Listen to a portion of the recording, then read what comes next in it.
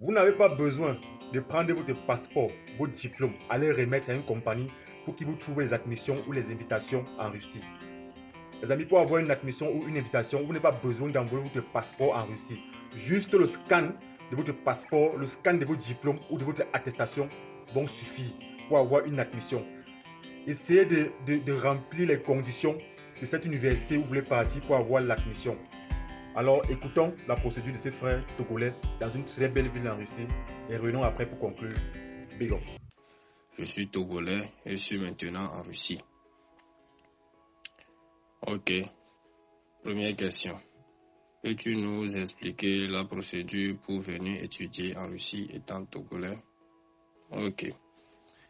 Pour la procédure pour venir étudier en Russie étant togolais, on a deux moyens de venir en Russie.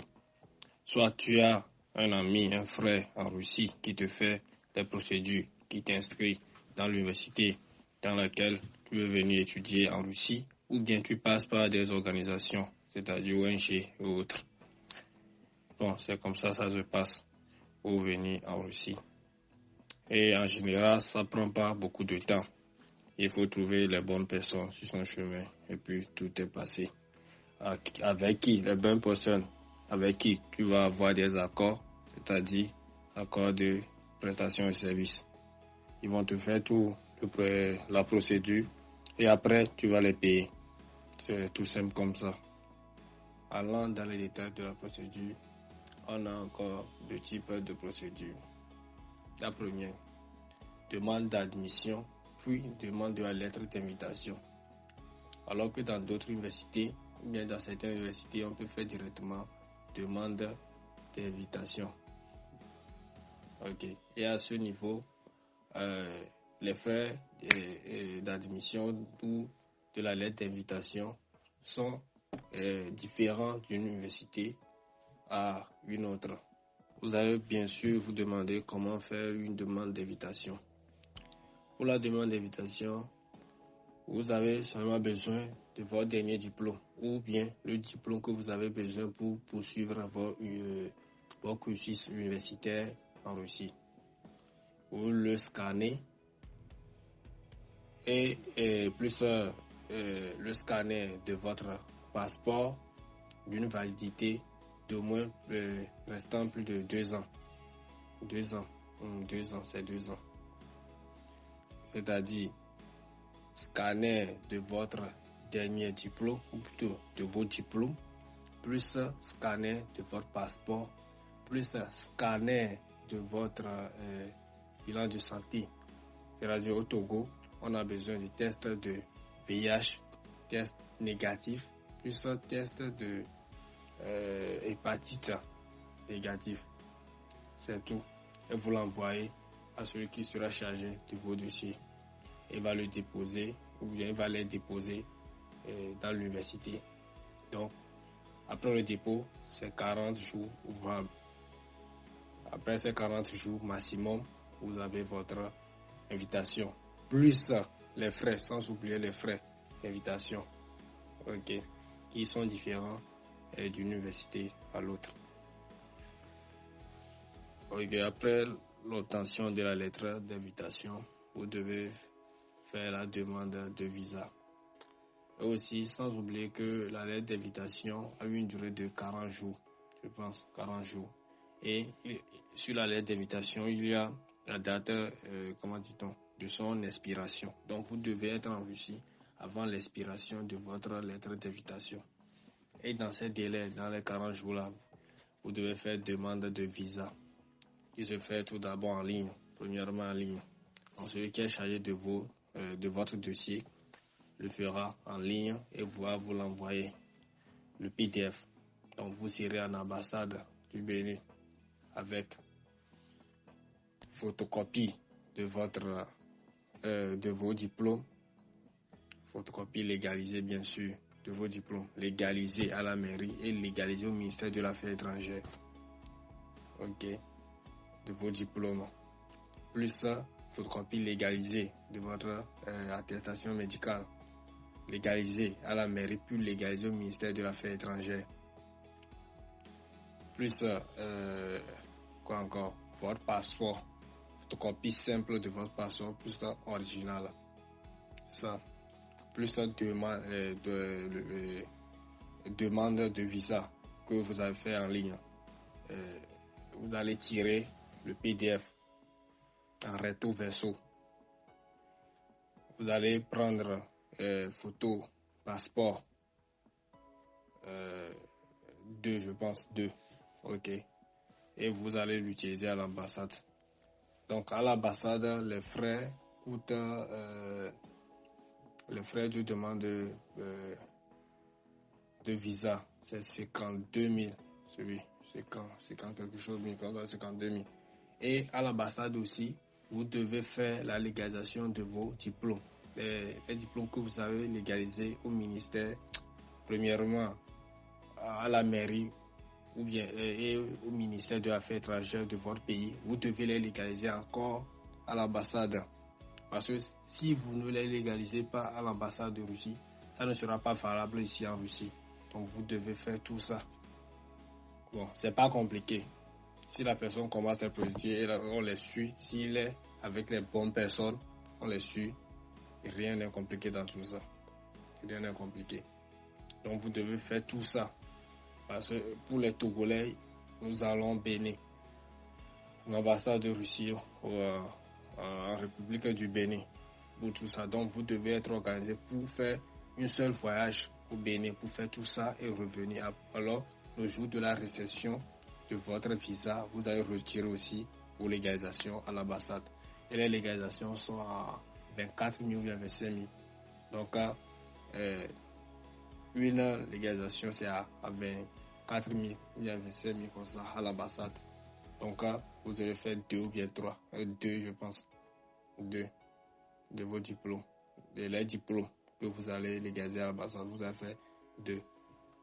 Les papiers à légaliser au ministère de l'Affaires étrangères à Lomé, c'est-à-dire si vous êtes togolais, attestation plus un diplôme à la mairie et au ministère de l'Affaires étrangères, puis à l'ambassade de la Fédération de Russie en République du Bénin. C'est ça. Si vous les oubliez, vous venez en Russie, vous serez obligé encore, je ne sais pas par quel moyen, mais vous ferez tout, sinon ils ne vont pas reconnaître vos diplômes ici. Donc vous devez les légaliser à l'ambassade à Cotonou. Bon, c'est tout.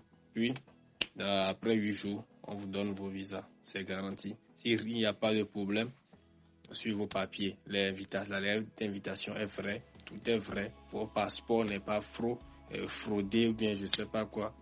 Après 8 jours, vous avez votre visa.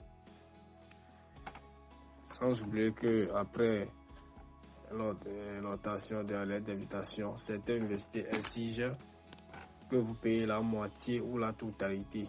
Dans certaines universités, la totalité de la scolarité. Mais aussi dans d'autres, vous venez en Russie avant de payer la scolarité. Donc ça dépend de l'université dans laquelle vous êtes fait inscrit. Ok. Et aussi, concernant le contrat entre l'étudiant bien entendu et alors soyez vigilant dans la procédure. Parce qu'il y a beaucoup d'arnaques maintenant. Depuis combien de temps tu es en Russie? Bon, je suis en Russie, il y aura bientôt 2 mois. Et il y aura aussi cette semaine, 1 mois que j'ai débuté le cours de langue russe.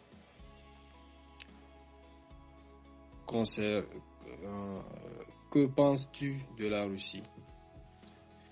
Je trouve la Russie très bien, très bien, très bien. Bon, on dit chez nous, c'est ce qui n'est pas bien qu'on qualifie de trop. Alors je laisse chacun, ou bien ceux qui vont venir juger d'elles-mêmes. Quand tu es africain comme moi et tu arrives ici en Europe, en Russie, tu vas voir le décalage qu'il y a entre notre monde et les leurs. Je ne dis pas ça pour minimiser nos pays, mais c'est pour dire qu'on a beaucoup de boulot, on a beaucoup de travail à faire. On a beaucoup de travail. Conseillerais-tu une personne de venir étudier en Russie? Ouais, je vais conseiller tout le monde, en tout cas ceux qui le souhaitent, de venir étudier en Russie. Parce que l'éducation en Russie, c'est très bien. Bon, c'est ça, c'est très bien. Le système ou autre organisation universitaire, tout l'enseignement, bon, tout est bien. En tout cas, ceux qui le souhaitent, je les encourage de venir étudier en Russie. Comment tu gères ton temps libre étant en année préparatoire de langue russe? Pour mes temps libres après l'université, bon, généralement je suis chez moi pour le moment parce que je suis arrivé, comme je l'avais dit, il y a cela 1 mois et demi, il faut faire 2 mois. Donc je suis venu en hiver, il faisait très froid. Donc si tu n'as rien fait, tu restes chez toi. C'est ça pour le moment. Donc c'est maintenant l'hiver qui s'est un peu calmé chez nous, en tout cas dans notre ville.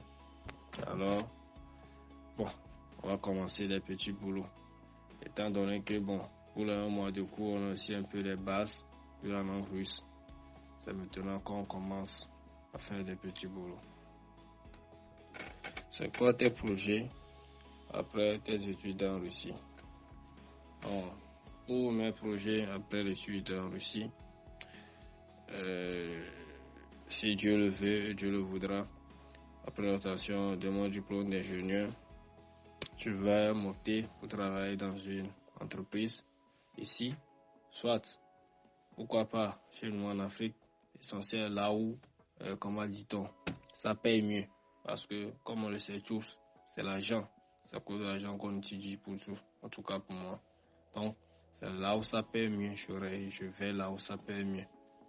Dans d'autres pays européens ou ici à travailler en Russie. Ou encore aller au Togo. En tout cas, là où ça paye mieux, j'y vais. C'est mes projets pour le moment. Ou d'ouvrir mon propre entreprise. Bon, si Dieu le souhaite. C'est ça mes projets. Ok, merci beaucoup. Je pense qu'après avoir écouté cet audio, tu comprends que tout est simple. Je parle ici des étudiants de l'Afrique de l'Ouest. Tout est simple.